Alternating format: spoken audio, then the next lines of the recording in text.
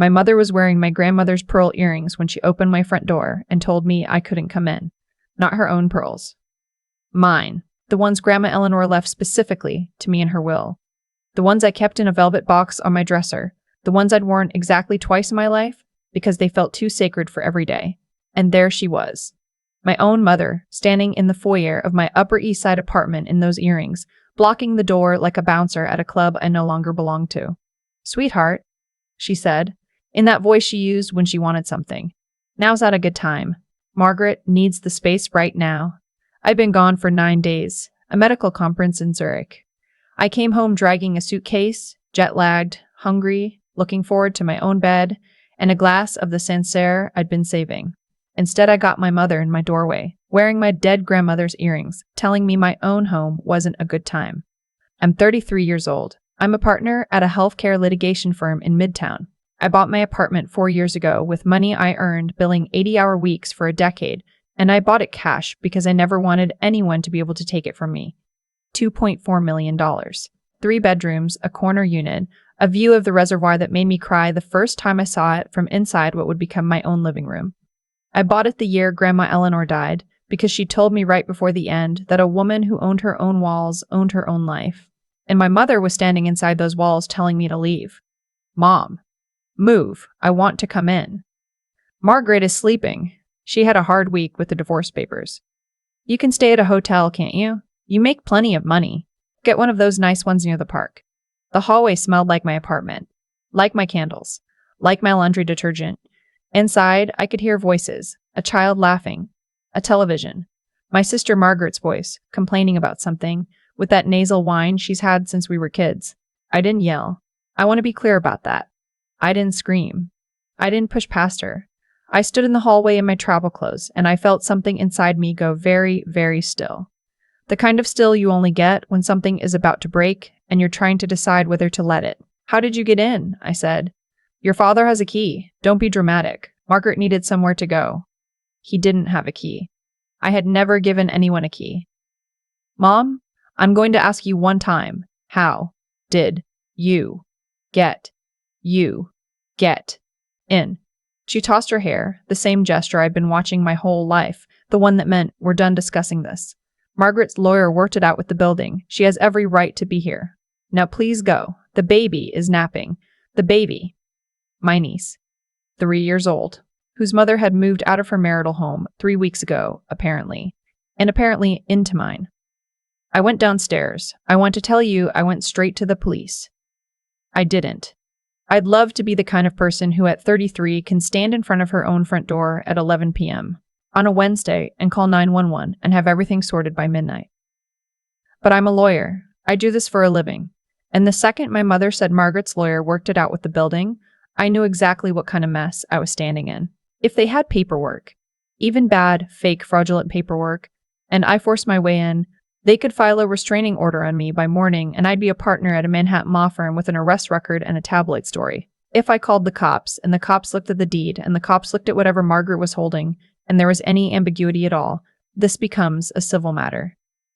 "Ma'am, you'll need to take it to housing court. I'd seen it 100 times. I'd watched clients beg me to make it go faster. You don't fight a fraud with shouting. You fight a fraud with a paper trail."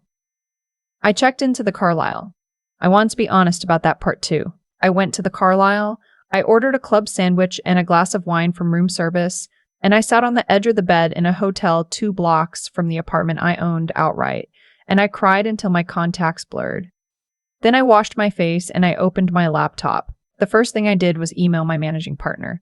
Subject line, family situation, taking PTO, will be reachable. I didn't explain, he didn't ask. He wrote back at 11:47 p.m. with one word. Understood.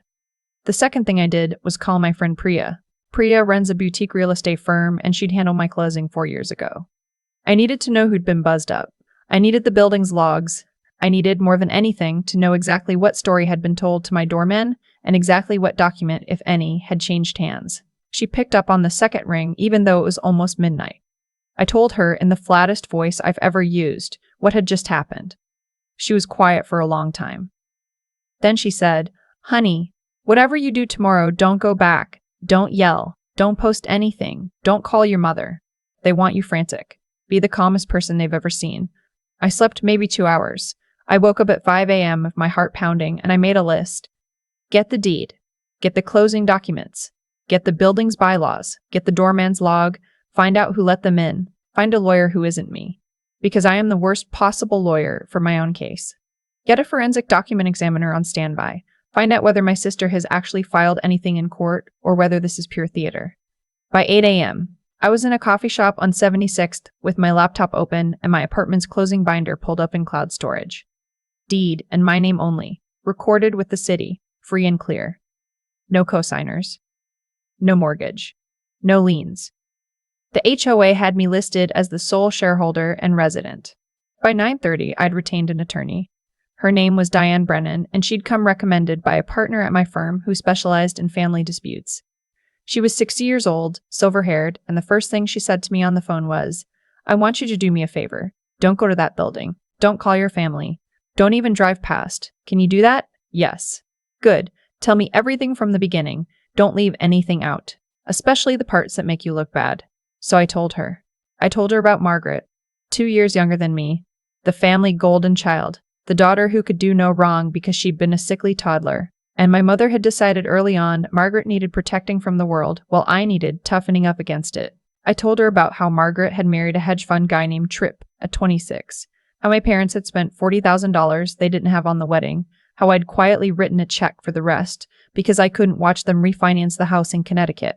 I told her about the trip to Tuscany my parents took with Margaret and Tripp, the summer after I made partner, the one I wasn't invited on. The one I paid for without knowing I was paying for it because my father had borrowed against an investment account I didn't realize he could touch. I told her about Grandma Eleanor, about how, before she died, she'd taken me aside in the hospice and pressed an envelope into my hand and said, "Whatever happens with this family, you remember that I left this to you, not to your mother. To you." The envelope had her old engagement ring inside, and a note that said the pearl earrings were mine, the ones in the velvet box she'd given me on my 16th birthday. My mother had been at the funeral telling everyone about the pearls in the ring as if they were heirlooms still in play, still up for redistribution. I told Diane about my heart, about the arrhythmia I'd had diagnosed at 28, the surgery I'd had at 29, about how my parents had not visited me in the hospital. They'd been in Aspen with Margaret. My mother had texted me a single photo of the 4 of them on a chairlift with the words, "Thinking of you, sweetie." I'd had a tube down my throat at the time. I told her about Margaret's divorce. I'd heard about it from my cousin Hannah, not from anyone in my immediate family. Tripp had finally figured out where the money was going, apparently. Margaret had moved out of their townhouse in Brooklyn 3 weeks ago. I had not been told. I had not been called.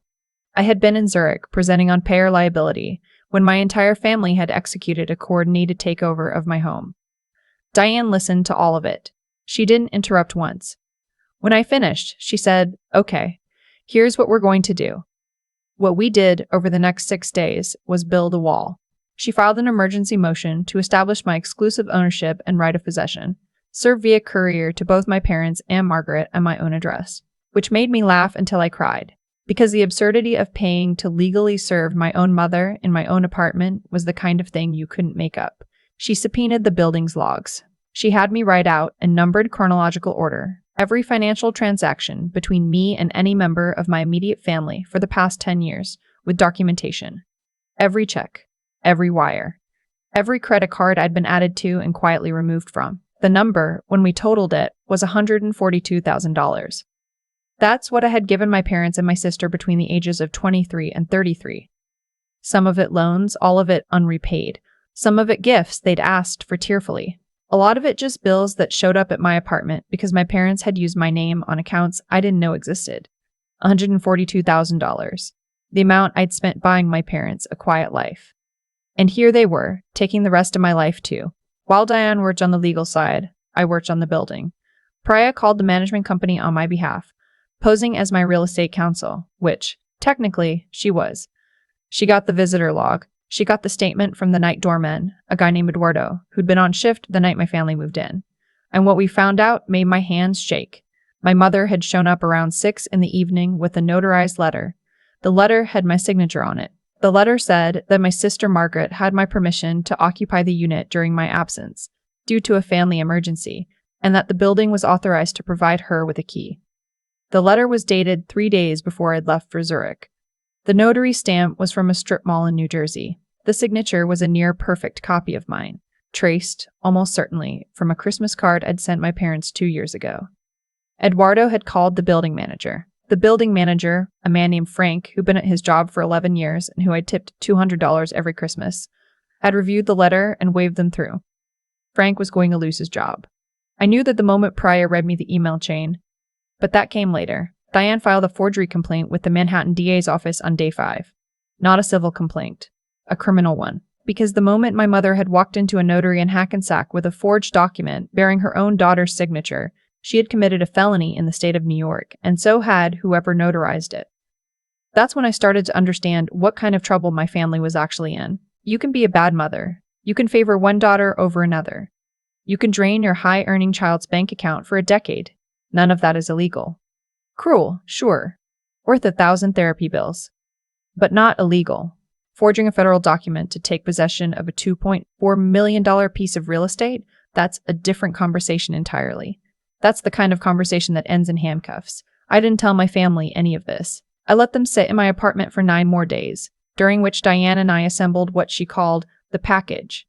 The package contained certified copies of the deed and the property tax records, the forged authorization letter, the notary's name and license number, which we'd already reported to the state, a sworn affidavit from Eduardo describing what had been said to him, a sworn affidavit from Frank, who had quietly hired his own lawyer and was very interested in cooperating, 10 years of bank statements showing the financial drain, and one specific document I discovered on day 7 when I asked Pryor to do a property search on my parents' Connecticut house.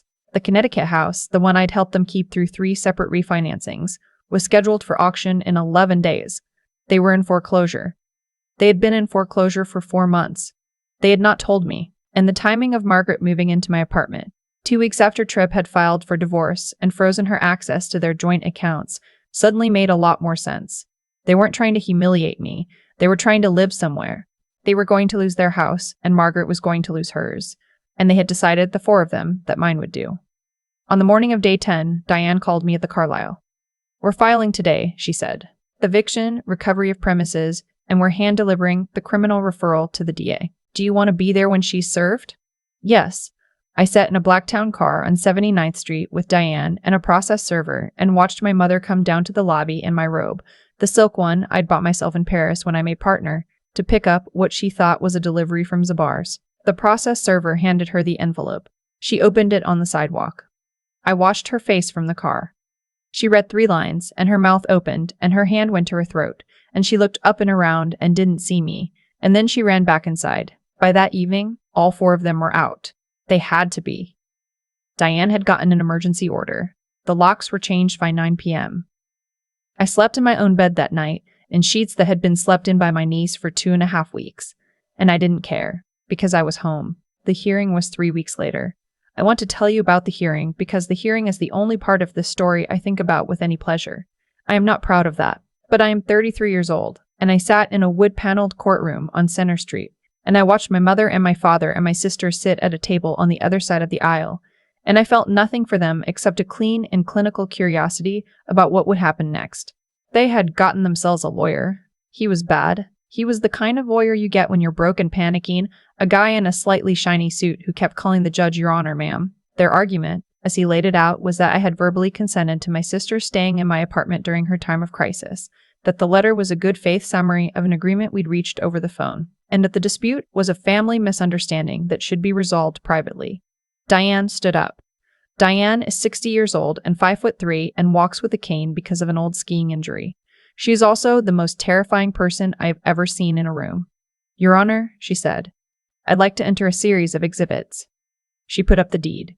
She put up the forged letter, blown up to poster size on a courtroom screen, with my real signature next to it from a recent contract for comparison. She put up the notary's name and the fact that the notary had been suspended pending state investigation, and the fact that the notary was my mother's second cousin.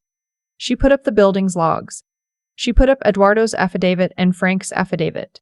She put up the foreclosure notice on the Connecticut house.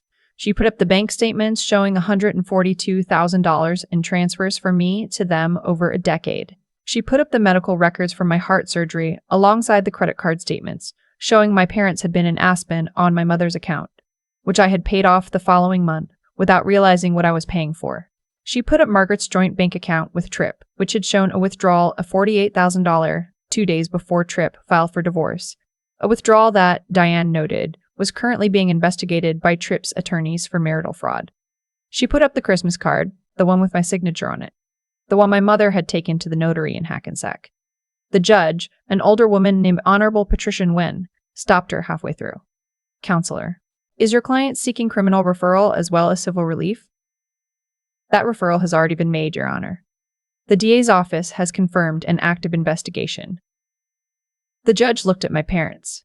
She looked at Margaret, who was wearing what I am almost certain was my coat. She looked at their lawyer. I want everyone on the other side of this aisle to understand something, she said. I have been on this bench for 18 years. I've seen a lot of family disputes. This is not a family dispute. This is not a family dispute. This is a forgery. This is a theft. This is, frankly, the worst case of elder financial abuse in reverse that I have ever seen, and I'm going to be referring this to the State Bar's Task Force on Financial Exploitation by Family Members. My mother started to cry, the kind of crying she'd done my entire life when she was about to lose an argument. I watched her, and I felt nothing. The judge granted the eviction permanently. She granted me damages of $210,000 plus attorney's fees against my parents jointly. She noted on the record that Margaret was not party to the forgery itself, but was the intended beneficiary, and that civil claims against her were strongly indicated. Then she said, and this is the part I will remember until I die, Ms. Calloway, do you have anything you'd like to add to the record? I stood up. I hadn't planned to. Your Honor, I said, I'd like the record to reflect that my grandmother left me a pair of pearl earrings before she died. They were in a velvet box in my bedroom. They were not in the box when I returned home, and they have not been returned to me. I would like them back, that's all. My mother's hand went to her ears. She was wearing them right then. She'd worn them to court. She had worn my grandmother's pearls to a hearing about whether she had stolen my apartment, and she hadn't even known what she was doing. The judge looked at her. Ma'am, are you wearing the earrings in question? My mother couldn't speak. Take them off. Hand them to the bailiff. She took them off. Her hands shook. The bailiff brought them across the aisle to me in a clear evidence bag, and I held them in my hand, in that courtroom. And I thought of Grandma Eleanor in the hospice telling me to remember who I was. I sold the apartment 4 months later. I want to be clear about why. It wasn't because I couldn't live there. The locks were new, the building had hired a new manager, Frank had been quietly let go, Eduardo had been promoted. It was a beautiful apartment, and the view from the corner window still made me cry sometimes. I sold it because every time I walked in, I smelled my mother's perfume. I sold it because I'd find one of my niece's hair clips behind a radiator and lose an entire afternoon to grief. I sold it because Grandma Eleanor was right that a woman who owns her walls owns her life. But she didn't tell me that sometimes the walls remember things you'd rather forget.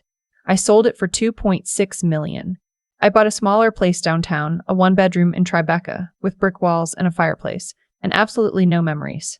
I put the rest in an irrevocable trust that none of my family can ever access, even posthumously, and I named my niece as the sole beneficiary, with the funds released to her at 25 for education or housing only. That's the part I want you to hear. Margaret's daughter is innocent. She is 3 years old. She did not choose her mother. I will not be in her life because I cannot be her mother poisoned that well before she could speak. But when she turns 25, there will be money there for her, and she will know who left it, and she will know who left it, and she will know why. I made sure of that. I sat down with my estate attorney and I wrote a letter to be opened on her 25th birthday. And the letter explains everything and ends with, whatever they tell you about me, this is what I did, and this is why. My parents lost the Connecticut house on schedule. My mother pleaded down to misdemeanor forgery and got 2 years probation and a suspended sentence. My father took a plea on conspiracy and got 6 months of weekends in county. The notary lost her license and is, last I heard, working at a UPS store in Paramus. Margaret's divorce went through. Tripp bought the townhouse in primary custody. Margaret moved in with my parents in a rental in Bridgeport. I have not spoken to any of them in 2 years. People ask me sometimes if I miss them. They ask carefully, the way you ask someone about a recent surgery. The answer is complicated. I miss the family I thought I had until I was about 26. I miss Grandma Eleanor every single day. I do not miss the woman who wore my grandmother's pearls to a courtroom because she didn't even remember which earrings she had stolen. The pearls are in a safe deposit box now. I don't wear them. Maybe I will someday, when I have a daughter of my own or a niece I'm allowed to know. Maybe I'll give them to Margaret's girl on her 25th birthday with the letter. I haven't decided. What I have decided is this. I am not the family ATM. I am not the family fixer. I am not the daughter who absorbs the cost of everyone else's choices because I'm the one who can afford it. I spent 33 years being convenient, and the moment I became inconvenient, the moment I went to Switzerland for 9 days and wasn't there to manage everyone's lives, they tried to take everything I had. I let them sit in my apartment for 19 days. I won't tell you why, because people always ask, why didn't you call the cops the first night? I let them sit there because I knew the moment my mother said Margaret's lawyer worked it out with the building, that she'd already broken a law, and I was going to make sure she paid for the right one. Calling the cops that first night would have ended in a civil dispute. Waiting 19 days with a forensic document examiner and a forgery referral and a federal-grade paper trail ended in a criminal conviction. You don't fight cruelty with cruelty. You fight cruelty with patience and a really good lawyer. I think about Grandma Eleanor a lot now. The way she pressed that envelope into my hand. The way she said to you, not to your mother. She knew. She knew her own daughter. She knew a kind of woman had raised the granddaughter she loved, and she was trying with the last clear hours of her life to give me a way out. I took it. I'm sitting in my Tribeca apartment as I tell you this. There's a fire in the fireplace. The pearls are in a box across town. My phone is on silent because the only people who call me at this hour are friends, and they can wait until morning. I own these walls. I owe nobody anything. And outside the window, Manhattan is doing what Manhattan does, which is keep going whether you're in the room or not. If you take anything from this story, take this. There are people in your life who love you, and there are people in your life who love what you can do for them, and sometimes those people share your last name, and sometimes you have to go to court to figure out which is which. I figured it out. It cost me everything I thought I had, and gave me back the only thing I actually needed, which was the woman my grandmother saw in me before I'd even met her. Her name was Eleanor Calloway. She owned her walls. So do I. I think about that night at the Carlisle a lot. The version of me sitting on the edge of that hotel bed at almost midnight, contacts blurry, club sandwich uneaten on the cart. She didn't know yet that the next 19 days would cost her the family she'd spent 33 years trying to keep. She only knew that her mother had worn her grandmother's pearls to lock her out of her own home, and that something inside her had gone very still. What I've learned since then is that nothing my family did to me came out of nowhere. Every betrayal had a long, slow runway. The $142,000 I'd given them across a decade wasn't generosity. Not really. It was a tax I paid for being allowed to remain a daughter, and the moment I stopped being convenient, the moment I went to Zurich for 9 days and wasn't there to absorb the next emergency, they did exactly what people do when their supply gets cut off. They came looking for it. That's the hardest lesson, and the most useful one. Cruelty is rarely an accident. It's a habit that's been allowed to grow because no one made it expensive. My mother had been taking from me since I was 23, and I had been writing checks since I was 23, and somewhere along the way, we'd both agreed that this was love. It wasn't love. It was a long, slow forgery, and the one she eventually took to a notary in New Jersey was just the version of it that finally became illegal. I don't believe in fate. I believe in choices that compound. My mother chose every year for 10 years to ask for more. I chose every year for 10 years to give. Margaret chose to clap when our parents signed papers stealing from me. Each of those choices was a brick. By the time my mother stood in my doorway wearing Grandma Eleanor's earrings, the wall was already built. I just hadn't been willing to see it. The patience I had during those 19 days wasn't virtue. It was the first time in my adult life I had been smart with my own pain instead of generous with it. Diane Brennan taught me something I should have known. You don't fight cruelty with cruelty, and you don't fight it with shouting. You fight it with the boring, slow, unglamorous work of building a record that cannot be argued with. Patience is what intelligence looks like when it's pointed at the right target, and the strength to walk away. Really walk away. Not the dramatic kind, the quiet kind where you stop answering. That came last. It always comes last. You don't decide to leave a family that hurts you. You exhaust every other possibility first, and then one day you realize there's nothing left to try. Grandma Eleanor knew. She pressed that envelope into my hand because she had been someone's daughter once too, and she wanted me to remember that the woman she saw in me was real, even if no one else in our family was willing to see her. I keep her name now. I keep her walls, and when I'm tempted to feel guilty for any of it, I think of her hand on mine in the hospice, and I keep going.